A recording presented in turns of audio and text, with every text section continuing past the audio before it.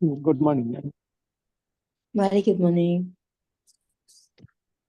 Chalo, we're dealing with the provisions of execution in part 2 of CPC. In arrest and detention being one of the modes of execution. చదువుకున్నామండి. First mode, arrest and detention కోసం చదువుకుంటున్నా. ఒక provision మిగిలిపోయింది. I'll cover that. Right? And it is section 59 of CPC. Section 59 speaks about release on ground of illness. Judgement అతన్ని arrest చేసి civil prison లో పెడతారని చెప్పుకున్నాం కదా, అతన్ని ఎప్పుడు రిలీజ్ చేస్తారు అనేది, అంటే అతని పీరియడ్, డిటెన్షన్ పీరియడ్ ఎంతైతే ఆర్డర్ కాబడినిందో అంత పీరియడ్ కంప్లీట్ అవ్వక ముందే అతన్ని ఎప్పుడు రిలీజ్ చేయొచ్చు అనేది 58 లో చదువుకున్నాం. ఇప్పుడు అడిషనల్ గా కూడా ఏ రీజన్స్ కి రిలీజ్ చేయొచ్చు అనేది ఈ 59 లో చదువుకున్నాం. 59, I'll read the section for you. At any time after a warrant for the arrest of judgment at R has been issued, the court may cancel it on the ground of his serious illness. ఒకసారి అతన్ని arrest చేయడానికి warrant issue అయిన తర్వాత judgement at are కనుక అతను serious illness తో suffer అవుతున్నారు అని కోర్టుకి కనుక తెలిస్తే అరెస్ట్ వారెంట్ ఏవైతే ఉందో అదైతే cancel చేసేస్తుందట. And subsection 2 says, where a judgment debtor has been arrested, the court may release him if in its opinion he is not in fit state of health to be detained in civil prison. ఒకసారి arrest చేసిన తర్వాత arrest warrant issue చేశారు, అతను arrest చేసేసి civil prison లో పెట్టారు. But civil prison లో పెట్టిన తర్వాత the court has realise that he is not in fit state to be detained in civil prison. Prison లో పెట్టి డిటైన్ చేసి ఉంచేంత సౌండ్ హెల్త్ అతనికి లేదు అని భావించినప్పుడు ఏం చేస్తుందంటే అప్పుడు కూడా రిలీజ్ చేసేస్తుందట. రైట్. అండ్ సబ్సెక్షన్ 3 చెప్తుంది, where a judgment debtor has been committed to civil prison, he may be released therefrom. ఇంకా సివిల్ ప్రిజన్ లో పెట్టేశారు, పెట్టిన తర్వాత ఎప్పుడు రిలీజ్ చేయొచ్చు అంటే it may be released by the state government on the ground of existence of any infectious or contagious diseases. ఈ civil prisons అనే గవర్నమెంట్స్ కదా, కన్సర్న్ స్టేట్ గవర్నమెంట్ కదా మెయింటైన్ చేస్తుంది. సో ఆ స్టేట్ గవర్నమెంట్ కి కూడా అతను రిలీజ్ చేసే పవర్ ఉంటుంది అనమాట. ఎప్పుడు రిలీజ్ చేస్తుంది ఒక జడ్జ్మెంట్ అని అంటే అతను అంటువ్యాధితో బాధపడుతున్నారని చెప్పినప్పుడు, బికాస్ అది డేంజరస్ కదా, it may spread to other prisoners in the prison.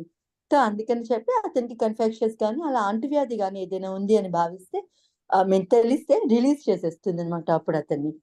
Next, by the committing court. Committing court అంటే ఏ కోర్ట్ అయితే అతన్ని ప్రిజన్ కి పంపించిందో అనమాట. By the committing court or any court to which that court is subordinate, లేదా ఏ court అయితే పంపించిందో ఆ కోర్టుకి subordinate గా ఉండిన కోర్టు ఏమైతే నిందో అది కూడా జడ్జ్మెంట్ డేటా అని రిలీజ్ చేయొచ్చు. ఏ గ్రౌండ్ మీద రిలీజ్ చేస్తుంది అంటే on the ground of his suffering from any serious illness.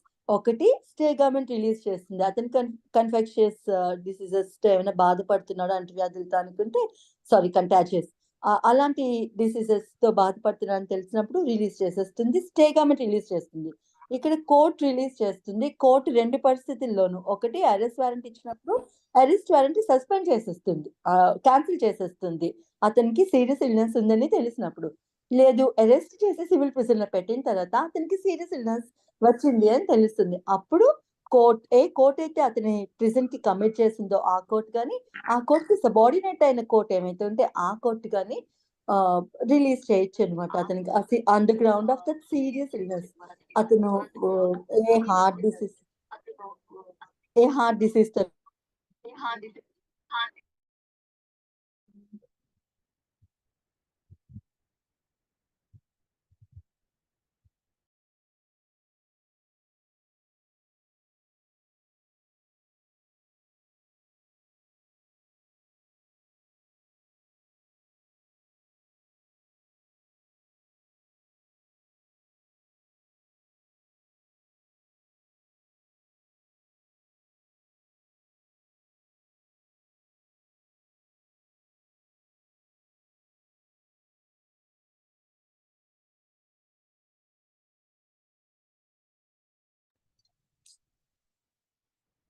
ఎక్కడి నుంచి వినలేదు?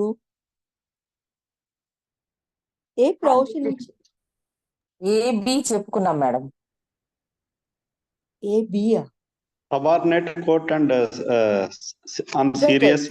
So కోర్ట్స్ కనుక రిలీజ్ చేయాల్సి వచ్చినప్పుడు, so please do check when you mute all. Like నేను చూసుకోను కదా, నేను I don't see the screen actually. So court ఎప్పుడు రిలీజ్ చేయొచ్చు, స్టేట్ గవర్నమెంట్ ఎప్పుడు రిలీజ్ చేయొచ్చు, ఇందులోనే రాసి ఉంటుంది. నేను చెప్తాను. స్టేట్ గవర్నమెంట్ అనుకోండి, అదే అతను ఏమైనా కంటాజియస్ డిసీజ్ తో కనుక బాధపడుతున్నారని తెలిసినప్పుడు, అది మిగతా వారందరికీ డేంజర్ కాబట్టి ఆ పరిస్థితుల్లో అయితే స్టేట్ గవర్నమెంట్ రిలీజ్ చేసేస్తుంది. లేదు court which has committed to civil prison, A court అయితే అతన్ని సివిల్ ప్రిజన్ కి పంపించిందో ఆ కోర్ట్ కానీ, ఆ కోర్ట్ కి సబార్డినేట్ ఉన్న కోర్ట్ కానీ, అతను ఏమైనా సీరియస్ ఇల్నెస్ తో బాధపడుతున్నారని తెలిసినప్పుడు అప్పుడు కూడా ఆ కోర్ట్ రిలీజ్ చేసేస్తుంది. రైట్. ఇట్లా రిలీజ్ చేసిన తర్వాత ఏం చేస్తారంటే judgment debtor can be rearrested. అతని ఇల్నెస్ తగ్గిపోయింది అనుకోండి, హీ క్యాన్ బి రీఅరెస్టెడ్ అనమాట. కానీ రీఅరెస్ట్ చేసిన తర్వాత సబ్సెక్షన్ 4 ఏం చెబుతుందంటే, సెక్షన్ 58 లోను ఎంత కాలం వరకు అతను డీటైన్ చేయొచ్చు అని చెప్పుకున్నాము. ఈ మళ్ళీ రీఅరెస్ట్ చేసిన తర్వాత మొత్తం పీరియడ్ దాటకూడదు అని చెబుతుంది అనమాట. ఎంత పీరియడ్ వరకు డీటైన్ చేయొచ్చు కోర్ట్ చెప్తుంది కదా, లేదంటే 58 చెప్తుంది. ఇప్పుడు 3 months అనుకుంది, 5,000 దాటితే 3 months వరకు డీటైన్ చేయొచ్చు అని చెప్పింది అనుకోండి. కోర్టు 3 months ఇంప్రిజన్మెంట్ ఇచ్చింది అనుకోండి. ఫస్ట్ మంత్ లోనే అతనికి సీరియస్ ఇల్నెస్ ఉందని తెలిసింది అనుకోండి, ఫస్ట్ మంత్ లో రిలీజ్ చేసేస్తారు. 1 month ఎగ్జాక్ట్ గా 31 days అయ్యాక అతను రిలీజ్ చేసేసారు అనుకో. మళ్ళీ ఇల్నెస్ తగ్గాక ఓ నెల 2 నెలలు పోయాక అతనికి ఇల్నెస్ తగ్గిపోయింది అనుకో, అతను ఈ కెన్ బి రీఅరెస్టెడ్. బట్ రీఅరెస్ట్ చేసినప్పుడు ఆల్రెడీ ఫోర్ గోయింగ్ ఇంప్రిజన్మెంట్ ఏమైతే ఉందో దాన్ని డిడక్ట్ చేసి మిగతా 2 months ఇంప్రిజన్మెంట్ ఏముందో అది మాత్రమే ఇస్తుంది అనమాట. అంత పీరియడ్ కి మాత్రమే అతన్ని డీటైన్ చేయొచ్చు అని చెప్పి సబ్సెక్షన్ 4 చెప్తుంది. So with this we are done with arrest and detention as one of the modes of execution of a decree. ఒక డిగ్రీని ఎన్ని రకాలుగా ఎగ్జిక్యూట్ చేయాలి అనేది మనం 51 లో చదువుకున్నాం. అందులో ఫస్ట్ ఎవరి ప్రాపర్టీ అయితే వారికి ఎవరి ప్రాపర్టీ వారికి ఇచ్చేయాలని చెప్పి అందులో రాసింటే ఆ పొజిషన్ డెలివర్ చేసి ఒక పొజిషన్ డెలివర్ చేస్తూ ఆ డిగ్రీని ఎగ్జిక్యూట్ చేయొచ్చు. రైట్. రెండోది అరెస్ట్ అండ్ డిటెన్షన్ అని చెప్పి చదువుకున్నాం, అది అయిపోయింది. ఇప్పుడు attachment and sale and provision, third mode in which a decree can be executed. Right. And that is dealt with section 60. Actually section 60 నుంచి స్టార్ట్ అవుతాయి ప్రొవిజన్స్. అండ్ ఇవి సబ్స్టాన్షియల్ ప్రొవిజన్స్ కదా, సెక్షన్స్ లో చదువుకుంటాం. అండ్ దీనికి సంబంధించిన ప్రొసీజర్ ఆర్డర్ 21 లో ఉంటుంది అని చెప్పుకున్నాం. ఆర్డర్ 21 లో పర్టికులర్ గా 41 to 57 వరకు రూల్స్ ఏవైతే ఉంటున్నాయో అవన్నీ అటాచ్మెంట్ అండ్ సేల్ కి సంబంధించిన ప్రొవిజన్స్ ప్రొసీజర్స్ అంతా ఆర్డర్ 21 లో ఉంటుంది.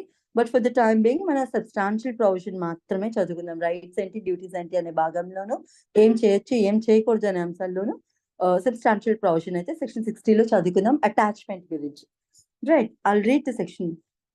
Section 60 చెబుతుంది property liable to attachment and sale in execution of a decree. ఒక డిగ్రీని ఎగ్జిక్యూట్ చేసినప్పుడు మనం ప్రాపర్టీని అటాచ్ చేయొచ్చు, అటాచ్ చేసి అమ్మేయచ్చు, లేదా అటాచ్ చేయకుండా కూడా డైరెక్ట్ గా అమ్మేయచ్చు అనేది one of the modes of executing A degree. ఒక డిగ్రీని అమలు పరచడంలో అదొక మోడ్ అనమాట. అది it is left to the description of the degree holder అనమాట, ఏ మోడ్ ఎంచుకుంటారు అనేది. అండ్ వారు అడిగిన మోడ్ లోనే కోర్ట్ ఎగ్జిక్యూట్ చేయాలని కూడా లేదు. కోర్ట్ తనకి ఏ మోడ్ కావాలంటే ఆ మోడ్ లో కూడా ఎగ్జిక్యూట్ చేయొచ్చు. But for the time being మనం అటాచ్మెంట్ అనే మోడ్ కోసం చదువుకుందాం. ఓకే. అటాచ్మెంట్ అనే మోడ్ లోను డిగ్రీని ఎగ్జిక్యూట్ చేయాల్సి వచ్చినప్పుడు ఏదైనా జడ్జ్మెంట్ డెటార్ యొక్క ప్రాపర్టీస్ ఏవైతే ఉన్నాయో అవి అటాచ్ చేయడం కోసం చదువుకున్నాం. అటాచ్ చేయడం అంటే ఏం లేదు, కోర్టు తన కస్టడీలోకి సోన్స్ ప్రాపర్టీస్ ఏముంటే జడ్జ్మెంట్ డెటార్ కి అవి డిగ్రీ హోల్డర్ ఏవైతే చూపిస్తే అవి ఫీజిబుల్ అనుకుంటే కోర్టు తన కస్టడీలోకి ప్రాపర్టీస్ తీసుకుంటుంది అనమాట. రైట్. అంటే దాని అర్థం ఏమిటంటే జడ్జ్మెంట్ డెటార్ దాని మీద ఇంకా ఏం ట్రాన్సాక్షన్స్ చేయకూడదు, దాన్ని సేల్ చేయకూడదు, గిఫ్ట్ ఇవ్వకూడదు, మార్గేజ్ పెట్టకూడదు, ఇంకేం ట్రాన్సాక్షన్స్ చేయకూడదు. And it is notice to other general public that when a properties under attachment దానికి సంబంధించిన ట్రాన్సాక్షన్స్ కూడా జనరల్ పబ్లిక్ ఏమి చేయకూడదు అని జనరల్ పబ్లిక్ కి కూడా నోటీస్ అనమాట. రైట్. దాన్ని కొనుక్కోకూడదు, ఎక్సెట్రా సోన్స్ థింగ్స్ ఉంటాయి కదా, మార్గేజ్ కి పెట్టుకోకూడదు, ఇవన్నీ కూడా. సో జడ్జ్మెంట్ డెటార్ కి వార్నింగ్ అండ్ జనరల్ పబ్లిక్ కి కూడా తెలుపుతారు అనమాట, like sons properties and attachment and no transaction should be made with regard to that అని చెప్పి ఈ జడ్జ్మెంట్ ఈ అటాచ్మెంట్ యొక్క ఆబ్జెక్టివ్ అదనమాట. రైట్. సో ఇప్పుడు అటాచ్మెంట్ లోను ఏ ప్రాపర్టీస్ అటాచ్ చేయొచ్చు, అన్ని అటాచ్ చేయొచ్చు అంటే నో, అన్ని ప్రాపర్టీస్ అటాచ్ చేయడానికి లేదు.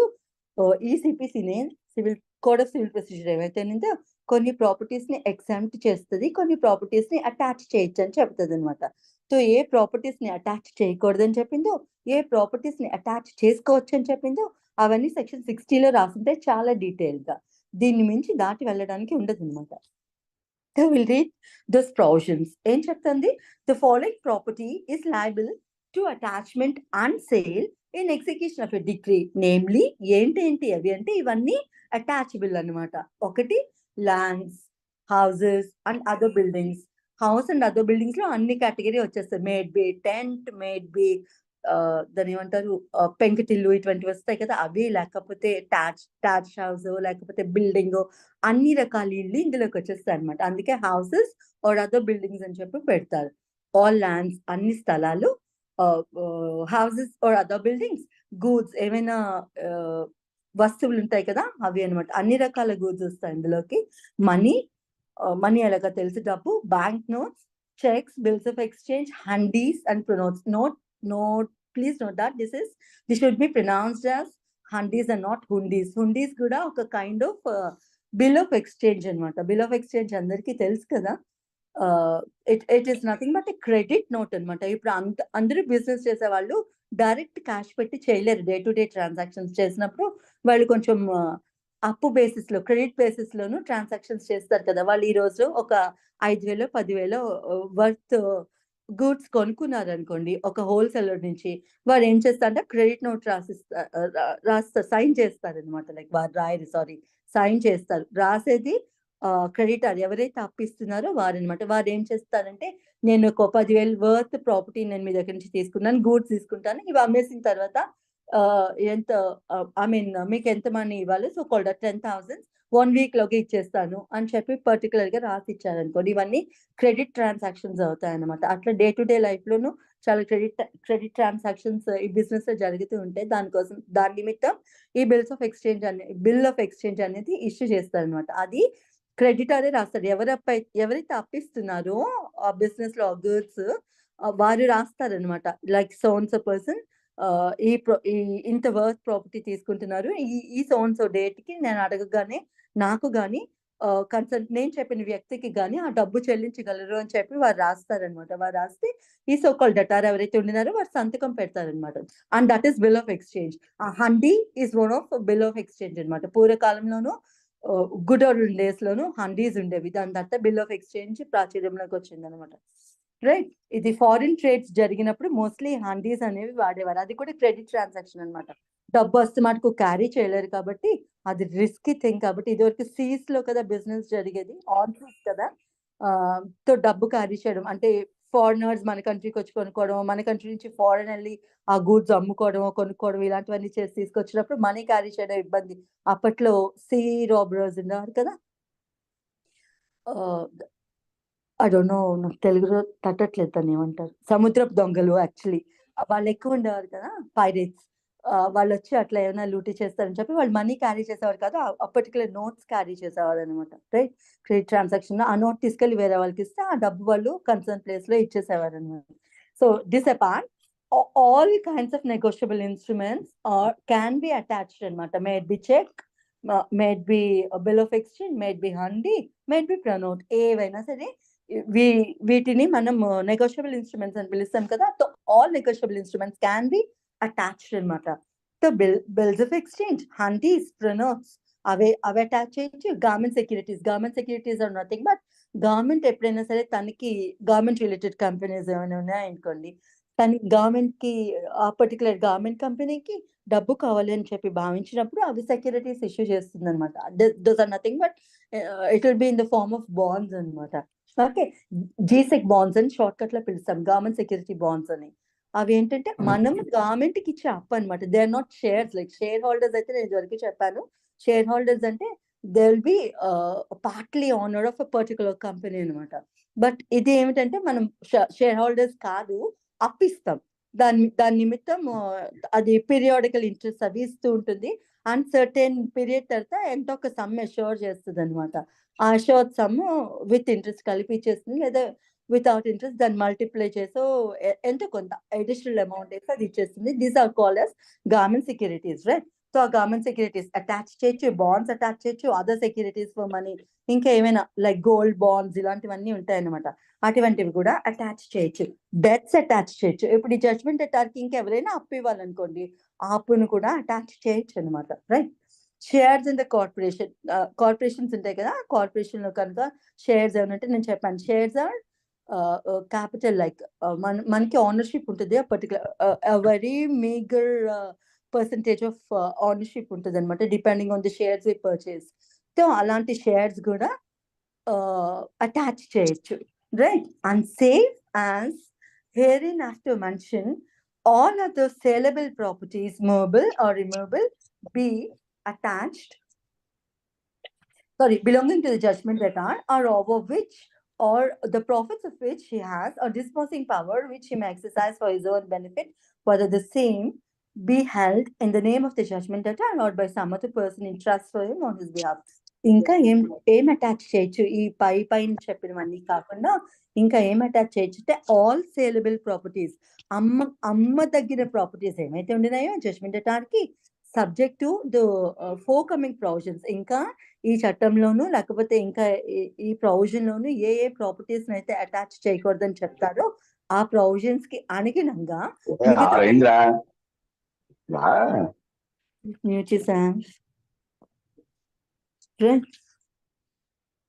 సో అమ్మ దగ్గర ప్రాపర్టీస్ అన్ని ఏమైతే ఉండినాయో అన్ని ప్రాపర్టీస్ ఇందులో చెప్పిన ఎక్సెప్షన్స్ ఏమైతే ఉన్నాయో దానికి లోబడి మాత్రమే ఈ ప్రొవిజన్స్ ఏమైతే చెప్తారో వాటికి సంబంధించి, అంటే ఇంకెక్కడైనా ఏదైనా ప్రొవిజన్ కనుక అవి though it is a saleable property అది అటాచ్ చేయకూడదు అని దానికి సంబంధించిన ప్రొవిజన్ అంటే దానికి అనుగుణంగా అనమాట. అటువంటి ప్రొవిజన్స్ కి అనుగుణంగా ఆ ఎక్సెప్షన్స్ ఏమి లేకపోతే ఎంత సేలబుల్ ప్రాపర్టీస్ ఏవైతే ఉండినాయో ఏ ప్రాపర్టీ అమ్మ దగ్గర ప్రాపర్టీ ఉంటే అటువంటి ప్రాపర్టీస్ అన్ని అటాచ్ చేయవచ్చు అని చెప్తున్నారు. అవి ఫిజికల్ గా జడ్జ్మెంట్ డెటార్ పొజిషన్ లోనే ఉండొచ్చు, లేదంటే జడ్జ్మెంట్ డెటార్ ఇంకెవరికైనా ట్రస్ట్ రిలేటెడ్. ఇప్పుడు ఫర్ ఎగ్జాంపుల్ నా ప్రాపర్టీస్ ఉన్నాయి, నేను మేనేజ్ చేసుకోలేక ఏం చేస్తానంటే ఒక ట్రస్ట్ ని క్రియేట్ చేసి వారికి ఇస్తాను అనమాట. ఇచ్చి నా ప్రాపర్టీస్ అన్నిటిని మీరు చూడండి అని చెప్పారు. సో ఆ ప్రాపర్టీస్ ఫిజికల్ గా నా పొజిషన్ లో లేవు, ట్రస్టీ దగ్గర ఉన్నాయి. సో నా దగ్గర ఉండినా నా బదులు ఇంకెవరైనా ట్రస్ట్ హోల్డ్ చేసినా అటువంటి ప్రాపర్టీస్ కూడా అటాచ్ చేయవచ్చు అని చెబుతోంది, రైట్. This is section 1. అందులోనే ఎక్సెప్షన్ ఇస్తారు. ప్రొవైడెడ్ అని ఎక్కడ కనిపించినా అది ఎక్సెప్షన్ కిందనే తీసుకోవాలి. Provided that the following particulars shall not be liable to such attachment of sale. ఇంకా ఇప్పుడు దాకా ఏం అటాచ్ చేయొచ్చు చెప్పారు, ఇప్పుడు ఏమేం అటాచ్ చేయకూడదు అనేది ఈ ఎక్సెప్షన్ లో చెప్తారనమాట. ది నెసెసరీ వేరింగ్ అపెరల్ అంటే బట్టలు అనమాట, వేసుకునే బట్టలు. ది నెసెసరీ వేరింగ్ అపెరల్ నిత్యం ధరించే బట్టలు ఉంటాయి కదా, బయటకి వేసుకెళ్ళేవి లేకపోతే కాస్ట్లీవి అటువంటివి కాకుండా ఇప్పుడు లేడీస్ అనుకోండి పట్టు చీరలు అటువంటివి ఉంటాయా, మేల్ అనుకోండి సూట్స్ అలాంటివి ఉంటాయా, అవి రోజు వేసుకోరు కదా, ఏదైనా ఒకేషనల్ గా వేసుకుంటారు కదా. సో అటువంటివి కాకుండా నిత్య ధారణకి ఉపయోగించిన డ్రెస్సెస్ ఏవైతే ఉన్నాయో అటువంటివన్నీ అటాచ్ చేయకూడదు. ఇవన్నీ అటాచ్ చేయకూడని వస్తువులు ఇప్పుడు ఇక్కడ నుంచి చదువుకుంటున్నాను నేను. The necessary wearing apparel, cooking vessels, వండుకునే వస్తువులు ఏముంటాయి అవి అటాచ్ చేయకూడదు. Beds and beddings of the judgment debtor, his wife and his children. Judgment debtor యొక్క జడ్జ్మెంట్ డెటార్ది, అతని వైఫ్ ది, అతని చిల్డ్రన్ ది బెడ్ అండ్ బెడ్డింగ్స్ ఏవైతే ఉంటాయో అవి కూడా అటాచ్ చేయ, అంటే మంచం, పరుపులు, తలగళ్ళు, సో ఇవన్నీ వస్తాయి అనమాట, అవి కూడా అటాచ్ చేయకూడదు, right. And such personal ornaments as in accordance with the religious usage cannot be parted with by any woman. A women అయినా సరే రిలీజియన్ పరంగా చాలా పవిత్రంగా భావించి ధరించే ఆర్నమెంట్స్ ఏవైతే ఉంటాయో అవి కూడా అటాచ్ చేయడానికి లేదు. హిందూస్ కి సంబంధించి అయితే మ్యారీడ్ ఉమెన్ ధరించే తాళి, నల్ల పూసలు, మెట్టలు, పట్టీలు, వాట్ ఎవర్ ఇటువంటివన్నీ ఉంటాయి కదా, అటువంటివన్నీ అనమాట. ఇంకా ఇతర రిలీజియన్స్ లో ఇంకా ఏ విమెన్ అయినా ఏదైనా పవిత్రంగా భావించి తన వంటి మీద ధరించే వస్తువులు ఏమైతే ఉంటాయో అటువంటివి కూడా అటాచ్ చేయకూడదు. ఓకే, అటువంటివి అనమాట. నెక్స్ట్ బిలో చెప్తారు టూల్స్ ఆఫ్ ఆర్టిజన్స్ అంటే కళాకారులు అని చెప్పి, లైక్ వాళ్ళని ఏం చెప్పుకోవచ్చు, శిల్పులు ఇలాంటి వాళ్ళు ఉంటారు కదా, కంసాలు, వీళ్ళందరూ ఆర్టిజన్స్ కింద వస్తారు అనమాట. సో వాళ్ళ యొక్క టూల్స్ ఏమైతే ఉంటాయో వాళ్ళ ప్రొఫెషన్ ని ప్రాక్టీస్ చేయడానికి పనికొచ్చిన టూల్స్ ఏమైతే ఉంటాయో పనిముట్లు వాటిని కూడా అటాచ్ చేయకూడదు. Tools of artisans and where the judgement debtor is an agriculturalist. In case judgement debtor కనుక అగ్రికల్చరలిస్ట్ అయితే అతను అగ్రికల్చరలిస్ట్ ఏమంటాం, raita? Chalo, where the judgment debtor is an agriculturalist, his implements of husbandry and other such cattle. అతను కనుక వ్యాపారం చేసుకునే sorry agriculture తెలుగులో ఏమంటారు? రైతు వ్యవసాయం కాదు. వ్యవసాయం వ్యవసాయదారుడు మేడం, వ్యవసాయదారుడు. వ్యవసాయం మేడం వ్యవసాయ పనిముట్లు సార్. వ్యవసాయ పనిముట్లు వ్యవసాయం మేడం. అంతే. వ్యవసాయ పనిముట్లు. అగ్రికల్చర్ ఇస్ వ్యవసాయం. Thank you so much. So వ్యవసాయానికి సంబంధించిన ఇంప్లిమెంట్స్ ఆఫ్ హస్బాండరీ ఏమైతే ఉంటుందో, హస్బాండరీ అంటే క్యాటిల్ అవి పెంచుతూ ఉంటారు కదా. ఈ యాజమాన్య పద్ధతులు మేడం. కాదు వ్యవసాయ పనిముట్లు మేడం. ఎస్. చాలా very good. If you all know the definition of this, I don't know what you call this in Telugu. నాకు కొన్ని తెలుగు వర్డ్స్ తెలియదండి, టు బి వెరీ ఫ్రాంక్. తో నేను తర్జుమా చేయలేను. If you know the gist of it, I'm very happy with that. Like implements of husbandry and such cattle and seed grains. Cattle ని కూడా attach చేయకూడదు. ఫర్ ఎగ్జాంపుల్, వారు పొలం దున్నడానికి ఎద్దుల్ని వాడుతున్నారు అనుకోండి, ఆ ఎద్దుల్ని కూడా, అటువంటి cattle ని కూడా అటాచ్ చేయకూడదు. బికాస్ వారి నాగలి నడవదు కదా ఆ ఎద్దులు లేకుంటే. ఇప్పుడైతే ట్రాక్టర్స్ వచ్చాయి. ఆయన పూర్వకాలం రైతు, ఆయనకి అది కొనుక్కునే స్తోమత లేక ఇంకా యానిమల్స్ ని వాడుతున్నారు అనుకోండి ఆ పొలం ప్లావ్ చేయడానికి, దున్నడానికి. సో అటువంటి cattle ని కూడా అటాచ్ చేయకూడదు. And seed grain as may, in the opinion of the court, be necessary to enable him to earn his livelihood as such. ఇంకా సీడ్ గ్రెయిన్స్ ఉంటాయి కదా, ధాన్యం ఉంటుంది కదా, ఆ ధాన్యం కూడా ఏదైతే అతని జీవనోపాధికి పనికొచ్చినంత, అతను బతకడానికి పెట్టుకున్న ధాన్యం ఏమైతే ఉందో అది కూడా అటాచ్ చేయకూడదు అనమాట. And such portion of agricultural produce or any class of agricultural produce, any class అంటే ఇంకా అందులో అన్ని వచ్చేస్తాయి. అది ఏ ప్రొడ్యూస్ అయినా కానివ్వండి, రైట్? ఏ విధమైన పంట అయినా. ప్రొడ్యూస్ అంటే ఏం కాదు, ఏదైతే పండించారో దాన్ని కోసిస్తే అది అగ్రికల్చర్ ప్రొడ్యూస్ అవుతుంది అనమాట. వారు అది ధాన్యమే, రైసే, వరే కానివ్వండి, పప్పు ధాన్యాలే కానివ్వండి, షుగర్ కేనో, ఏది ప్రొడ్యూస్ చేస్తే అది అనమాట. Made be commercial, made be non commercial, right? ఆ అగ్రికల్చర్ ప్రొడ్యూస్ ఏమైతే ఉందో అది కూడా, అది తన జీవన్ వృత్తికి కనుక అట్టే పెట్టుకొని ఉంటే, లేదంటే స్టేట్ గవర్నమెంట్ దీన్ని ఇంత పార్ట్ వరకు అటాచ్ చేయకూడదు, ఆ ప్రొవిజన్ తర్వాత వస్తుంది, అంత అటాచ్ చేయకూడదు, స్టేట్ గవర్నమెంట్ తర్వాత చెప్తుంది, అది తర్వాత ప్రొవిజన్ లో వస్తుంది. సో ఆ పర్సంటేజ్ ఆఫ్ దట్ ప్రొడ్యూస్ కూడా అటాచ్ చేయకూడదు అనమాట, right? Seed grains as may in the opinion of the court be necessary to enable him to earn his livelihood. అతను జీవనోపాధికి పనికొచ్చిన ఆ అగ్రికల్చర్ ప్రొడ్యూస్ కానీ, ఆ సీడ్ గ్రెయిన్స్ కానీ ఏవైతే ఉండినాయో, ధాన్యాలు, అవి కూడా అటాచ్ చేయడానికి లేదు. And as such portion of agricultural produce or any class of agricultural produce as may have been declared to be free from liability under the provisions of next following section. చెప్పాను కదా, next section లో చెబుతుంది అనమాట. State government కొంత percentage of produce attach చేయకూడదు అని చెప్తుంది. So అంతవరకు అయితే అటాచ్ చేయడానికి లేదు, దాన్ని మినహాయించి మిగతాది అటాచ్ చేసుకోవచ్చు, రైట్? ఆ తర్వాత చదువుకుందాం. సీలో చెప్తారు, houses and other buildings with materials and the sites thereof on the land immediately pertinent thereto and necessary for the enjoyment belonging to an agriculturalist, laborer or domestic servant and occupied by him. ఏంటంటే చెప్తున్నారు, houses and buildings with materials and the sites thereof. అతని site లో ఏదైనా material ఉన్నింది అనుకో, అతని ఇంట్లోనూ ఏమైనా మెటీరియల్స్ పెట్టుకున్నారనుకో, అటువంటి ఆ బిల్డింగ్ కానీ, ఆ ఇల్లు కానీ, లేకపోతే అందులో పెట్టుకున్న ఏమైనా మెటీరియల్స్ కనుక, ఏదైనా వాళ్ళ ఇల్లు కన్స్ట్రక్ట్ అది చేసుకోవడానికి వేసుకొని ఉన్నారనుకోండి, ఇటుకలు వేసుకొని ఉండినారనుకో, అటువంటివి కూడా అటాచ్ చేయడానికి లేదనమాట. On the sites thereof on the land immediately appurtenant అంటే ఎగ్జాక్ట్ గా చెప్పాలంటే అటాచ్ టు అని. ఫర్ ఎగ్జాంపుల్, ఈ అవుట్ హౌసెస్, గ్యారేజెస్ ఇటువంటివి పెట్టుకుంటారు కదా, బయట ఒక బిల్డింగ్, మెయిన్ బిల్డింగ్ ఉంటుంది, మెయిన్ బిల్డింగ్ కి బయట సర్వెంట్స్ కో ఎవరికో అవుట్ హౌసెస్ అట్లా కన్స్ట్రక్ట్ చేసుకుంటారు కదా. సో అటువంటివి they are called as houses or anything, any land appurtenant to the main building అనమాట. అదంతా ఒకే క్యాంపస్ లో, ఒకే మెయిన్ గేట్ లో ఉంటాయి అనమాట. కాకపోతే మెయిన్ బిల్డింగ్ కి కొంచెం దూరంగా ఉండుంటాయి అనమాట అటువంటివి, రైట్? సో అవి కూడా అటాచ్ చేయడానికి లేదు. Houses and other buildings with the materials and the sites thereof and the land immediately appurtenant thereto are necessary for their enjoyment and belonging to. ఎవరికి చెందిన ల్యాండ్స్ కోసం చెప్తున్నారు ఇవి? ఒకటి an agriculturalist, ఆర్ లాబరర్ పని వాళ్ళైతే వాళ్ళు, or a domestic servant and occupied by him. అంటే ఇది పర్టికులర్ గా దేనికోసం చెప్తున్నా అంటే ఇవి జడ్జ్మెంట్ ఎటార్వి కాదు. జడ్జ్మెంట్ ఎటార్ యొక్క పని వాళ్ళు కానీ, judgment debtor being in agriculture judgment debtor కానీ, జడ్జ్మెంట్ ఎటార్ యొక్క సర్వెంట్స్ కానీ ఎవరైనా నివసిస్తూ ఉండున్న ఇల్లుంటే అవి అన్నమాట, అవి కూడా అటాచ్ చేయకూడదు. ఇప్పుడు ఫర్ ఎగ్జాంపుల్ జడ్జ్మెంట్ ఎటారు ఒక వాళ్ళ ఇంట్లో ఉండే పని వాళ్ళకి ఒక చిన్న ఇల్లు కట్టించారనుకో, దాన్ని కూడా ముట్టుకోవడానికి లేదు అనమాట, అటాచ్ చేయడానికి లేదు. Right. And books of account books ఉంటాయి కదా. ఇప్పుడు if it be partnership firm, అటువంటి వాళ్ళు ఏమైనా బిజినెస్ చేసుకుంటే ఆ అకౌంట్ బుక్స్ ఏమైతే ఉంటున్నాయో అవి కూడా అటాచ్ చేయకూడదు.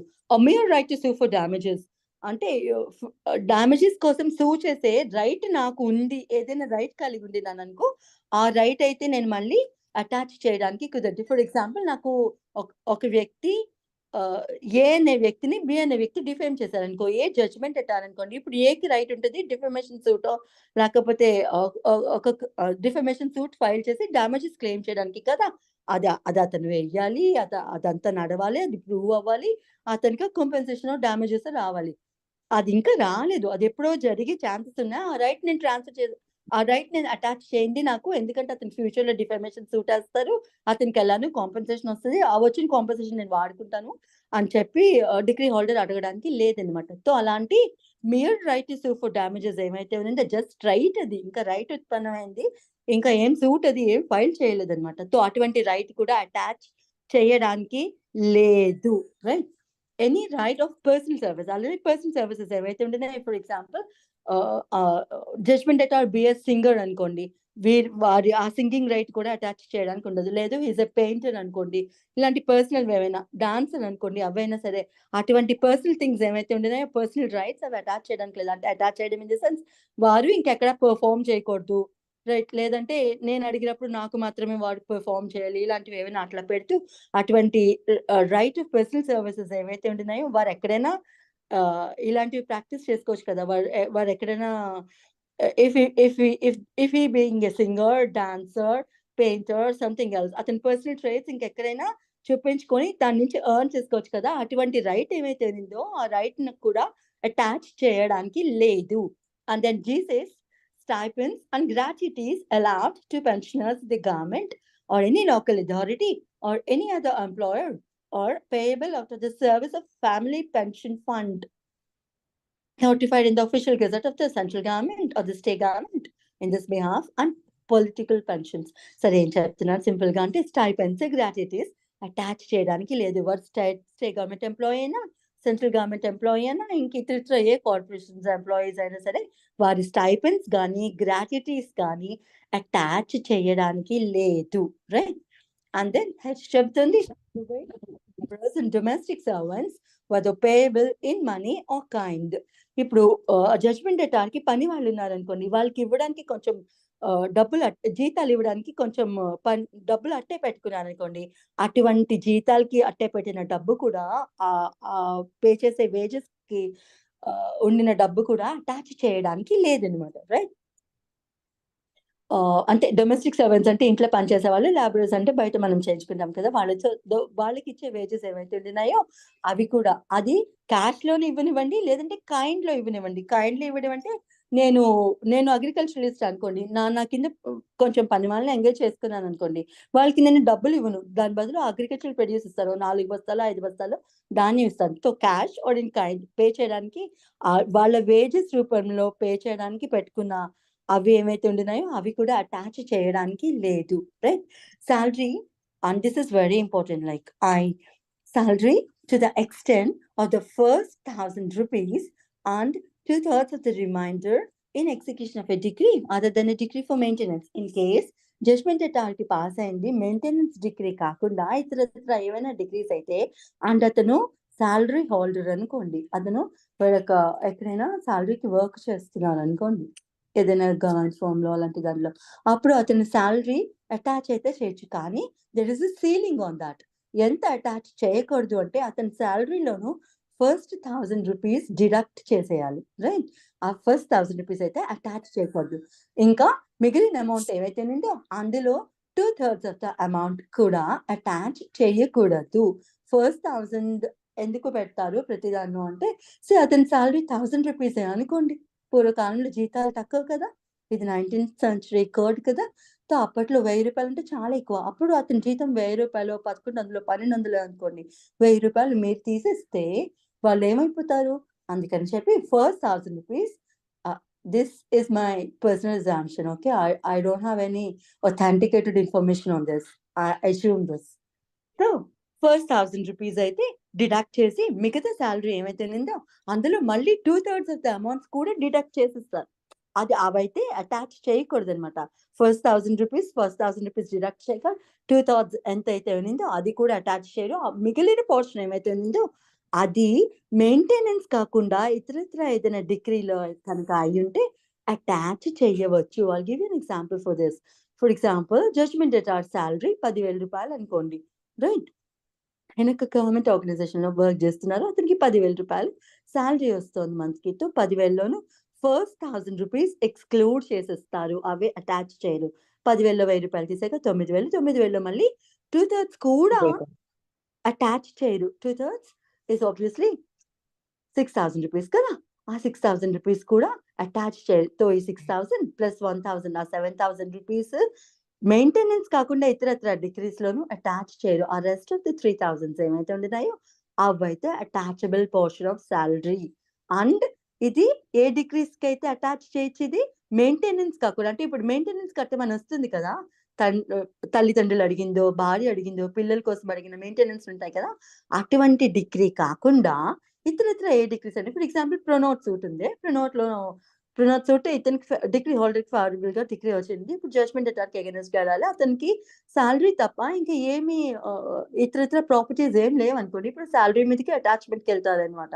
అటాచ్ చేయడంతో అలా అటాచ్మెంట్ కి వెళ్ళినప్పుడు శాలరీ ఇది అనమాట పద్ధతి. ఫస్ట్ 1000 రూపీస్ డిడక్ట్ చేసిస్తారు, నెక్స్ట్ 2/3 డిడక్ట్ చేసిస్తారు, ఇంకా రెస్ట్ ఆఫ్ ద అమౌంట్ ఏవైతే ఉంటుందో అది మాత్రమే అటాచబుల్ పోర్షన్ అనమాట, రైట్? ఇంకా ఏం చెప్తారు ఇందులో? దీనికి ఒక ప్రొవిజన్ పెడతారు, మళ్ళీ దీనికి ఒక ఎక్సెప్షన్ పెడతారు. ఏం చెప్తారంటే, provided that where any part of such portion of salary as is liable to attachment has been under attachment whether continuously or intermittently for a total period of 12 months, such portion shall be exempt from attachment until the expiry of further period of next 24 months in the ఇది 12 months, right? So, I'll tell you what this is like.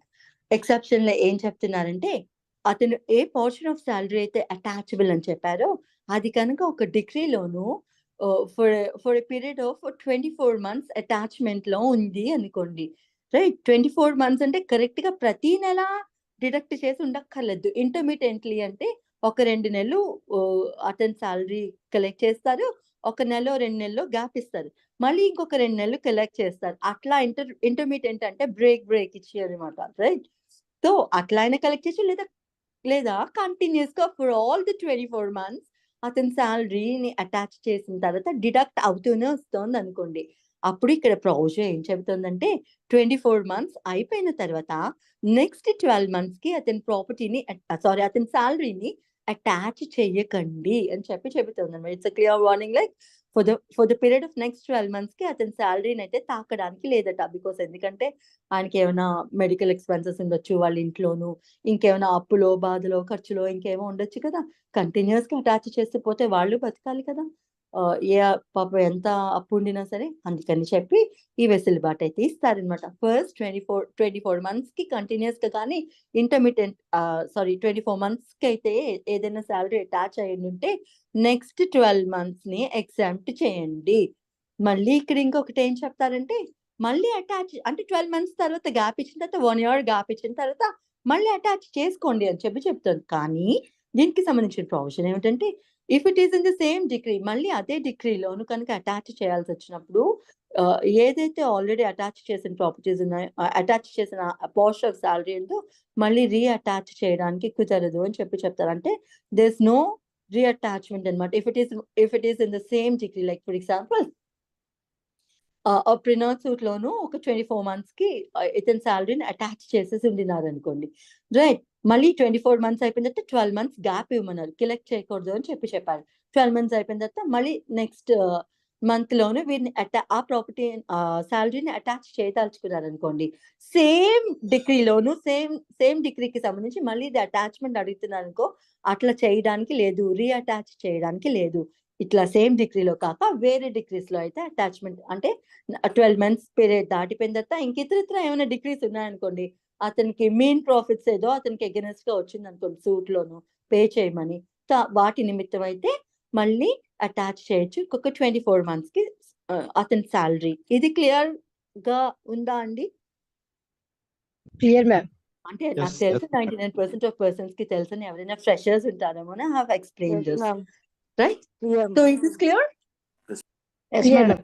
Yes, madam. Yes, ma'am. Chala, we'll go into the next provision, like 1/3 of the salary. ఇది amendment ద్వారా add చేశారండి, ఇది note చేసుకోవాలి. IA అని ఉంటుంది, first లో only IA ఉంటుంది, తర్వాత IA అని ఉంది. ఏ అమెండ్మెంట్ ద్వారా యాడ్ చేశారండి?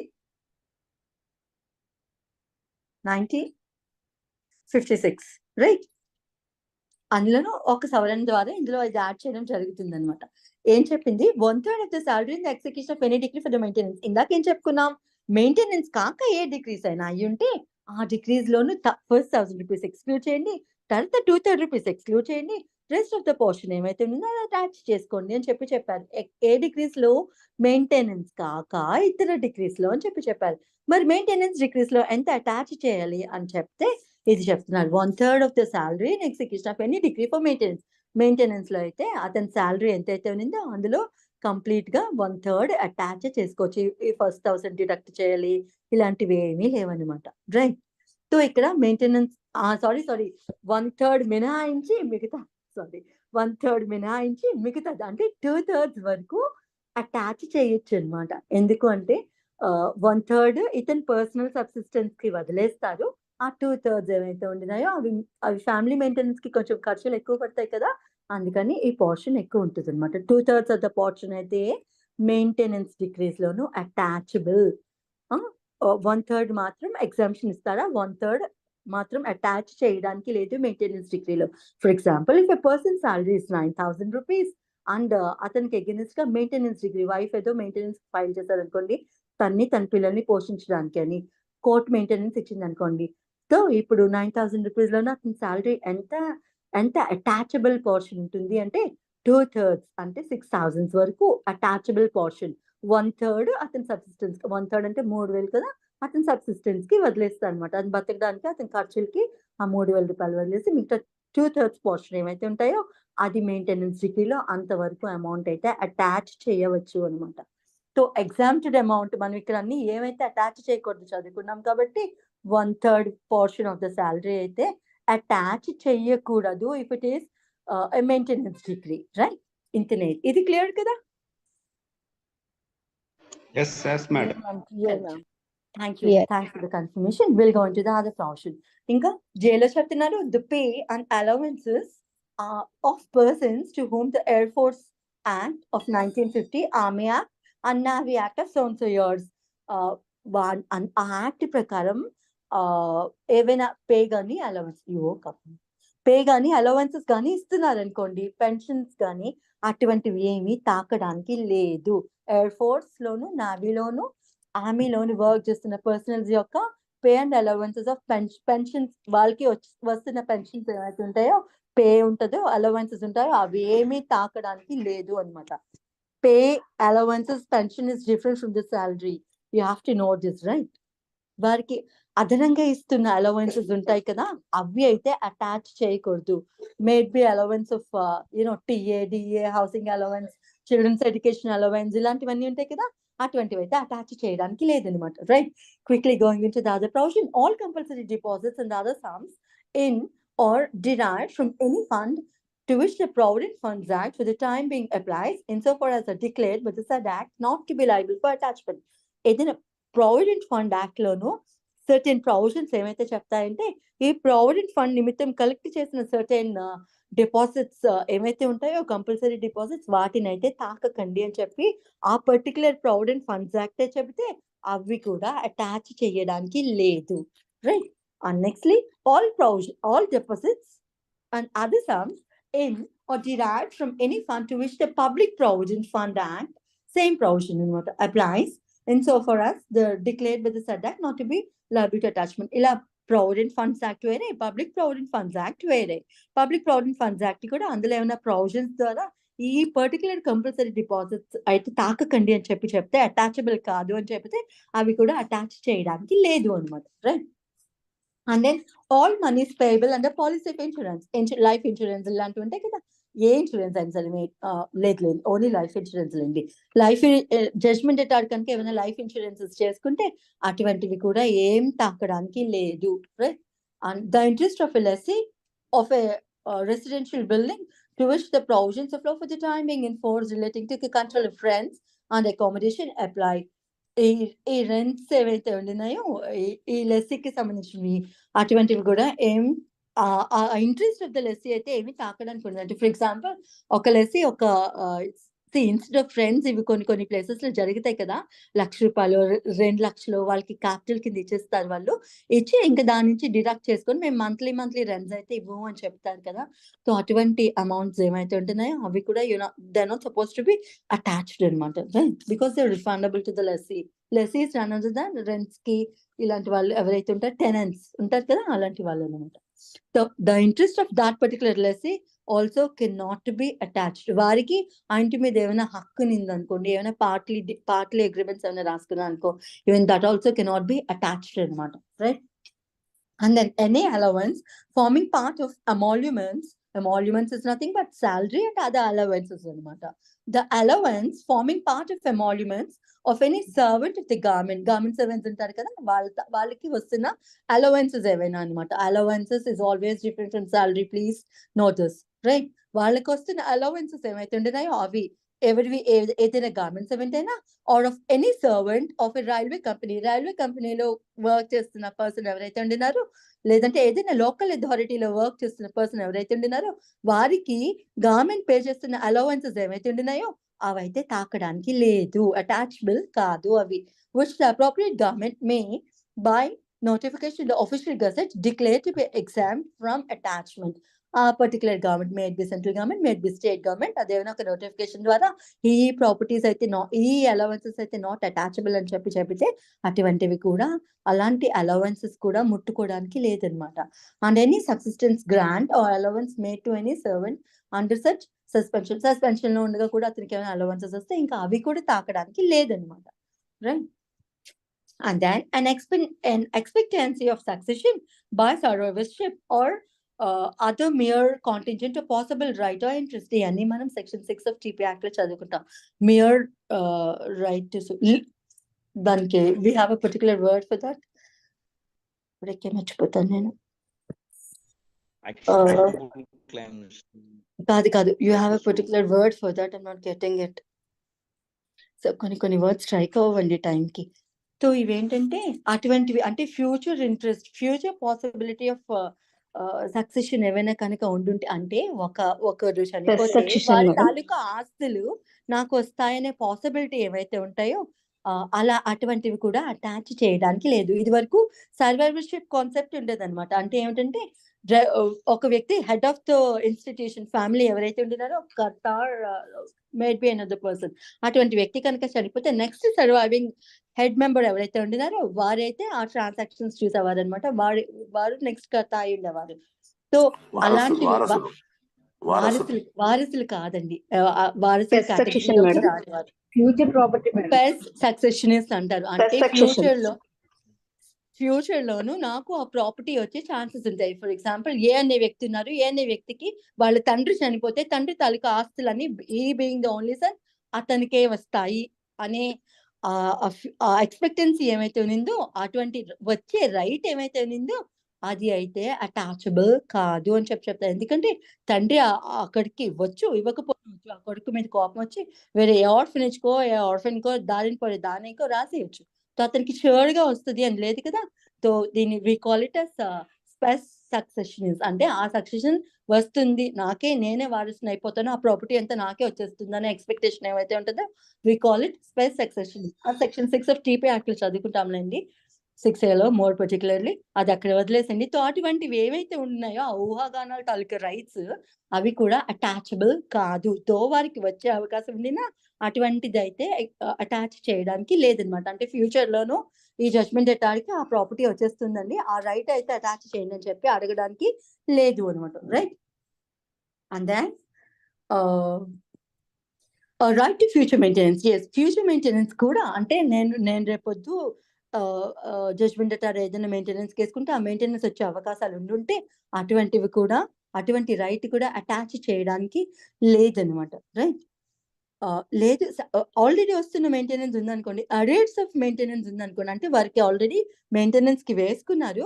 వారికి మెయింటెనెన్స్ కొన్ని నెలల పాటో, కొంత పీరియడ్ కాలం పాటో ఇవ్వలేదు. అవి అరియర్స్ కింద మిగిలిపోయి ఉంటున్నాయనుకోండి, అటువంటి దాన్ని మళ్ళీ అటాచ్ చేయొచ్చు. రైట్? ఫ్యూచర్ మెయింటెనెన్స్ అంటే ఇంకా రాలేదు. ఆ మెయింటెనెన్స్ వస్తుంది.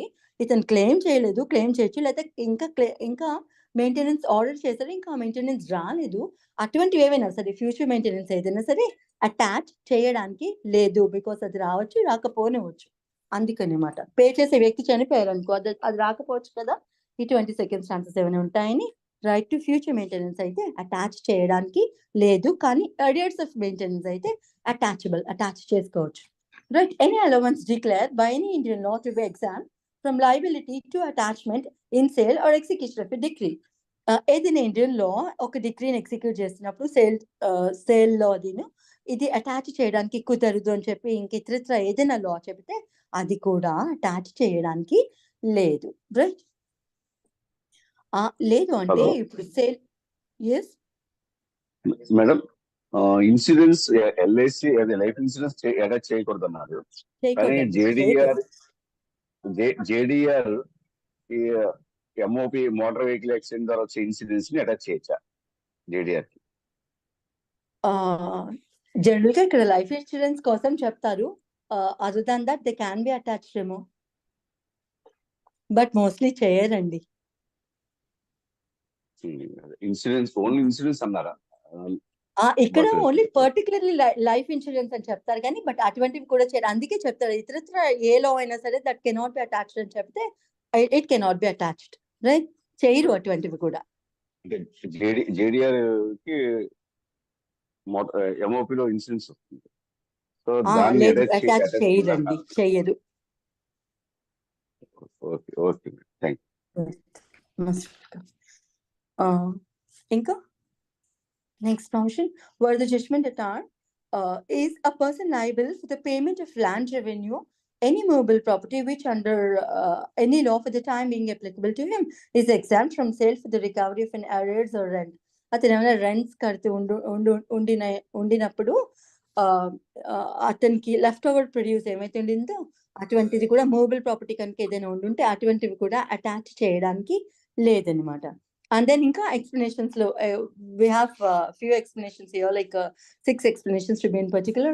ఏం చెప్తే ఫస్ట్ ఎక్స్ప్లెనేషన్ చూస్తే the money is payable in relation to explanation అంటే ఇంకొంచెం వివరంగా చెప్తుంది. పైన చెప్పిన ప్రావిజన్స్ కాకుండా ఇంకా ఏమైనా డౌట్స్ వస్తే ఈ ఎక్స్ప్లెనేషన్స్ ద్వారా మీరు క్లారిఫై చేసుకోండి అని చెప్తుంది అనమాట. ఎక్స్ప్లెనేషన్ 1 లో చెప్తారు the money is payable in relation to the matters mentioned in clauses G H. పైన చెప్పిన క్లాజెస్ లో G H IA JL and O or exempt from attachment and sale, whether before or after they're actually payable. And in case of salary, the attachable portion thereof is liable to attachment, whether before or after it is attachable. అంటే ఏం చెప్తున్నారండి? The money is payable in relation to the ఈ GH లో ఏం చెప్తారండి? జీలో ఏమో pensions కోసం చెప్తారు, స్టైపెండ్స్ కోసం చెప్తారు, హెచ్ లో వేజెస్ ఆఫ్ ద లాబరర్స్ చెప్తారు, లేదంటే సాలరీ ఎగ్జామ్షన్స్ కోసం చెప్తారు. ఇవన్నీ పైన చెప్పిన క్లాజెస్ లో ఏ పోర్షన్ ఆఫ్ అమౌంట్స్ ఉంటున్నాయో అవి ఆల్రెడీ ఆ జడ్జ్మెంట్ డేటా చేతికి వచ్చినా రాకపోయినా అవి నాట్ అటాచబుల్ అంటే నాట్ అటాచబుల్. అవి వచ్చిన తర్వాత అటాచ్ చేసామా, రాకముందు అటాచ్ చేస్తామా అనేది ఏమి ఉండదు. Once they said they not attachable, they totally exempted from attachment అనమాట. రైట్? అండ్ దెన్ శాలరీ విషయానికి వస్తే శాలరీ చేతికి వచ్చిన తర్వాతనే అటాచ్ చేయాలా, బిఫోర్ గా కూడా అటాచ్ చేయాలా అంటే it can be attachable portion ఏమైతే ఉన్నదంటే it can be attach whether before it is paid or after it is paid అని చెప్పి ఎక్స్ప్లెనేషన్ చెబుతుంది అనమాట. Excuse me for a moment.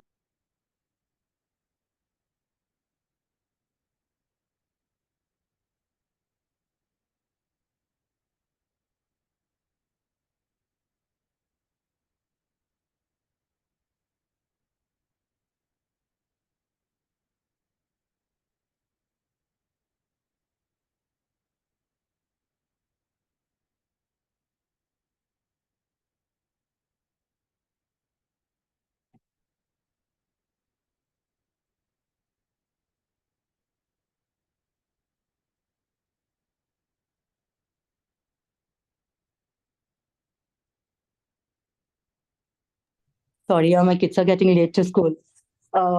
ఏం చెప్తున్నారంటే, సో ఎక్స్ప్లెనేషన్ 1 అయితే అది. ఎక్స్ప్లెనేషన్ 2 లో చెప్తున్నారు, in classes I and IA, salary means the total emoluments excluding salary అంటే ఏమి వస్తుంది, salary పరిధిలోకి ఏమి వస్తుంది అనేది కూడా ఇక్కడ వీళ్ళు డిస్క్రిప్షన్ ఇస్తారనమాట. In classes 1 and 1A, salary means total monthly emoluments excluding any allowance declared exempt from attachment under the provisions of clause చెప్పాను కదా. ఏ అయితే అలవెన్సెస్ కోసం చెప్తారో, అలవెన్సెస్ బోల్డ్ ఉంటాయి కదండి. మంత్లీ రెంట్ అలవెన్స్ అని ఇస్తారు, ట్రావెలింగ్ అలవెన్స్, జియానస్ అలవెన్స్, ఇలాంటివన్నీ బోల్డ్ ఉంటాయి కదా.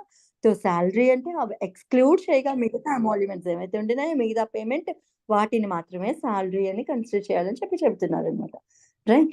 అండ్ దెన్ ఎక్స్ప్లెనేషన్ 3 లో చెప్తారు, in class L, appropriate government అని అక్కడ వాడతారు కదా. ఇది రైల్వే ఎంప్లాయీస్ కో, కార్పొరేషన్స్ కు సంబంధించి వాళ్ళ సాలరీస్ ఆ గవర్నమెంట్ నుంచి పే చేస్తున్నప్పుడు they are not attachable, emoluments or pensions they are not attachable అని చెప్తారు కదా. మన ఇక్కడ అప్రోప్రియేట్ గవర్నమెంట్ అని వాడతారు. అప్రోప్రియేట్ గవర్నమెంట్ అంటే ఏమిటి అంటే, సెంట్రల్ గవర్నమెంట్ ఎంప్లాయీ అయితే సెంట్రల్ గవర్నమెంట్ వస్తారు, స్టేట్ గవర్నమెంట్ ఎంప్లాయీ అయితే స్టేట్ గవర్నమెంట్ వస్తుంది అని కన్సిడర్ చేయాలి అనమాట. అంతనే ఎక్స్ప్లెనేషన్ లో. In classes L, appropriate government means as respects any person in the service of central government or any servant in railway administration. Railways are always central దీనిలోకి వస్తాయి కదా, అందుకని రైల్వేస్ లో వర్క్ చేస్తున్నా సరే, or of a cantonment authority or of port authority of a major port, the central government. తో ఈ అన్ని కేటగిరీస్ లో దేనికి నేను వర్క్ చేస్తున్నా సరే, కన్సర్న్ గవర్నమెంట్ ఎవరవుతారు అంటే సెంట్రల్ గవర్నమెంట్. అంటే సెంట్రల్ గవర్నమెంట్ అతనికి జీతభత్యాలు ఏవైతే పే చేస్తుందో, అలవెన్సెస్ అయితే ఏమైతే ఉంటున్నాయో, పెన్షన్స్ కానీ ఇవి కానీ, అవైతే అటాచబుల్ కాదు. అది ఎవరు పే చేస్తారు ఇక్కడ? సెంట్రల్ గవర్నమెంట్ పే చేస్తుంది, because is central government employee. Organization లో సెంట్రల్ గవర్నమెంట్ మేనేజ్ చేసిన ఆర్గనైజేషన్ లో వర్క్ చేస్తున్నారు కాబట్టి సెంట్రల్ గవర్నమెంట్ వస్తుంది అక్కడ. Same is the case state government. State government departments లో ఏమైనా వర్క్ చేస్తూ ఉంటే అక్కడ అప్రోప్రియేట్ గవర్నమెంట్ ఎవరు అవుతారు అంటే స్టేట్ గవర్నమెంట్ అవుతుంది అని చెప్తుంది ఇంతనే. అండ్ దెన్ ఎక్స్ప్లెనేషన్ 4 లో చెప్తాడు, for the purposes of this provision wages includes bonus and laborer includes skilled and semi-skilled laborer. Wage అంటే దానికి వేజ్ లో ఏమేమి వస్తాయి అనేది చెప్తారు అనమాట. వేజ్ లో బోనస్ కూడా వస్తుంది అని చెప్తారు. అండ్ దెన్ లాబరర్ అంటే లాబరర్ లోకి ఏ రకమైన లాబరర్స్ వస్తాయి అంటే, స్కిల్ లాబరర్స్ వస్తారు, అన్స్కిల్ లాబరర్స్ వస్తారు, సెమీ స్కిల్ లాబరర్స్ వస్తారు. స్కిల్ లాబరర్స్ అనుకోండి, ఫర్ ఎగ్జాంపుల్ ఈ ఎలక్ట్రీషియన్స్ ఇలాంటి వాళ్ళు ఉంటారు కదా, వాళ్ళకి స్కిల్ ఉండాలి కదా వర్క్ చేయాలి అంటే. టెక్నీషియన్స్ ఉంటారు, లో క్యాడర్ టెక్నీషియన్స్, అలాంటి వాళ్ళందరూ స్కిల్ లాబరర్స్ లోకి వస్తారు. అన్స్కిల్ లాబరర్స్ అంటే స్కావెంజర్స్ ఇలాంటి వాళ్ళు ఉంటారు కదా, స్వీప్ చేసే స్వీపర్స్, ఇలాంటి తుడిచే వాళ్ళు, ఇలాంటి వాళ్ళందరూ ఉంటారు కదా. సో వాళ్ళందరూ unskill, because that work doesn't need any skill కదా, they call as unskill workers. Semi skill అంటే సగం స్కిల్ యూజ్ చేస్తారు, సగం స్కిల్ అక్కర్లేదు పని చేయడానికి. సో ఈ కేటగిరీ కింద పడిన వాళ్ళందరినీ కూడా లాబరర్స్ కిందనే తీసుకోండి. May they be skilled, unskilled, semi skilled అని చెప్తుంది. And then explanation 4 and 6 are important regarding this part. Like ఏం చెప్తుంది అంటే, అగ్రికల్చరలిస్ట్ అని చెప్పారు కదా.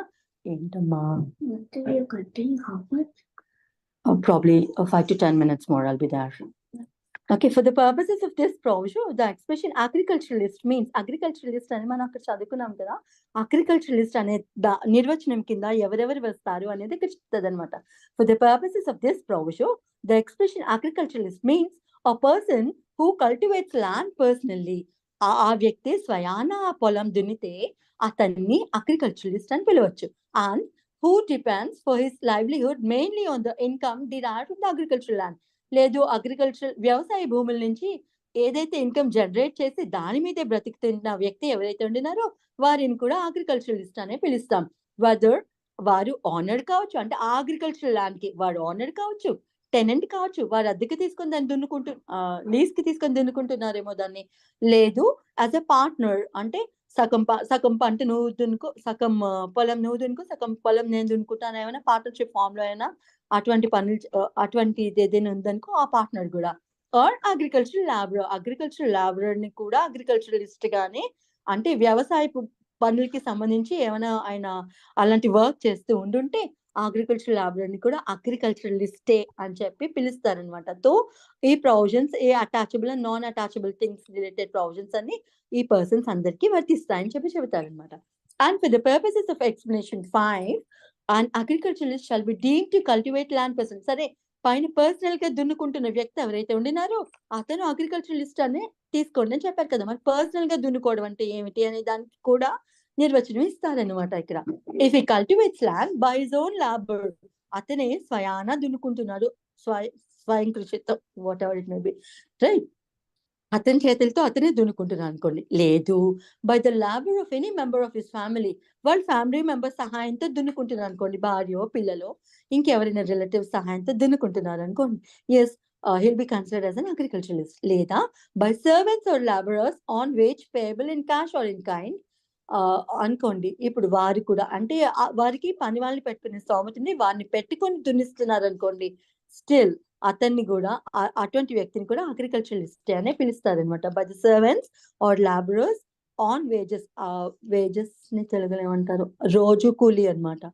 ఎస్, అట్లా ఇచ్చి కనుక ఏదైనా దున్నించుకుంటూ ఉండుంటే, ఆ పొలాన్ని పండిస్తూ ఉండుంటే అటువంటి వ్యక్తిని కూడా అగ్రికల్చరలిస్ట్ అని పిలుస్తారు. వారికి ఇచ్చే వేజ్ క్యాష్ లో అయినా అవ్వచ్చు, కైండ్ లో అయినా అవ్వచ్చు అని చెప్పి చెప్తున్నారు అనమాట. ఆ not being as a share of produce or both. కానీ ఏదైనా షేర్ ఇస్తున్నారు అనుకోండి, ఆ పని చేస్తున్నారు, పని చేసినందుకు పొలంలో ఆ ప్రొడ్యూస్ లోని షేర్ ఇస్తున్నారు అనుకో, వారిని అయితే అగ్రికల్చరలిస్ట్ అని పిలవరు, రైట్. అంటే ఆ వ్యక్తి స్వయాన దున్నుకుంటున్నట్టు పిలవరు అనమాట. Because your getting this, like ఇప్పుడు ఫర్ ఎగ్జాంపుల్ నాదే పొలం ఉండే, నేను అగ్రికల్చరలిస్ట్, నేను దున్నుకుంటున్నాను, కానీ నేను కొంతమంది సర్వెంట్స్ ఎంగేజ్ చేసుకున్నాను. కానీ ఆ సర్వెంట్స్ ఎంగేజ్ చేసుకున్నప్పుడు వారికి నేను ఏం జీతం ఇవ్వట్లేదు, డైలీ కూలీ ఏమి ఇవ్వట్లేదు. వారికి నేను ఏమి ఇస్తానంటే నా ప్రొడ్యూస్ లో షేర్ ఇస్తాను. ఒక కాల్ భాగమో ఏదో అంటారు కదా, 1/4 1/10 ఆఫ్ ద ప్రొడ్యూస్ ఏదో అట్లా ఇస్తున్నాను అనుకోండి, అప్పుడు ఆ పర్సన్ ని స్వయాన భూమి దున్నుతున్నట్టు లెక్క కాదనమాట, రైట్. అదైతే ఎక్సెప్షన్ ఇక్కడ. మిగతావి వాళ్ళు అతనే స్వయాన దున్నుకున్నా, అతని ఫ్యామిలీ మెంబర్స్ హెల్ప్ తీసుకొని దున్నించుకుంటున్నా, లేదంటే ఎవరైనా పని వాళ్ళని కూలి కింద పెట్టుకొని దున్నించుకుంటున్నా, ఆ వ్యక్తే స్వయాన అతని పొలం దున్నుకుంటున్నట్టు లెక్క అని చెప్పి కన్సిడర్ చేయాలన్నమాట, right. వనేళ్ళు సత్యమాత.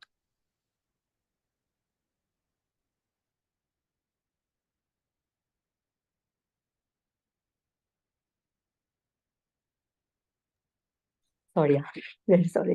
Notwithstanding anything contained in any other law for the time being enforced, an agreement by which a person agrees to waive the benefit of any exemption under this section shall be void. ఏం చెప్తున్నారంటే, ఇప్పుడు పైన exceptions ఇచ్చారు కదా, so and so kinds of things ని attach చేయడానికి లేదు అని. ఇప్పుడు ఏ జడ్జ్మెంట్ అయితే ఉండినారో వారు తనకు ఉండిన ఆ బెనిఫిట్, ఆ ప్రివిలేజ్ ఏమైతే ఉండినారో అది వదులుకుంటూ నేను అగ్రిమెంట్ లోకి ఎంటర్ అయ్యాను అనుకో, అటువంటివి చెల్లదు, అలా వేవ్ చేసుకోవడానికి కుదరదు. ఫర్ ఎగ్జాంపుల్, పర్సనల్ ఆర్నమెంట్స్ అయితే అటాచ్ చేయకూడదు అన్నారు కదా, నేను ఆ బెనిఫిట్ వదులుకున్నాను, అటాచ్ చేసుకో, నా భార్య ఆర్నమెంట్స్ అటాచ్ చేసుకో, లేదంటే ఈ particular portion of salary attach చేయకూడదు అని చెప్పారు కదా, అది నేనే పర్మిట్ చేస్తున్నాను, నా సాలరీ అటాచ్ చేయడానికి కోర్ట్స్ ఎవరు అటాచ్ చేసుకో, ఫుల్ సాలరీ తీసేసుకో అని వేవ్ చేశారు అనుకో, అలాంటి వేవింగ్స్, అలాంటి అగ్రిమెంట్స్ పనికి రావు, చెల్లవు, they're void in the eye of law అనమాట, రైట్. అని చెబుతుంది.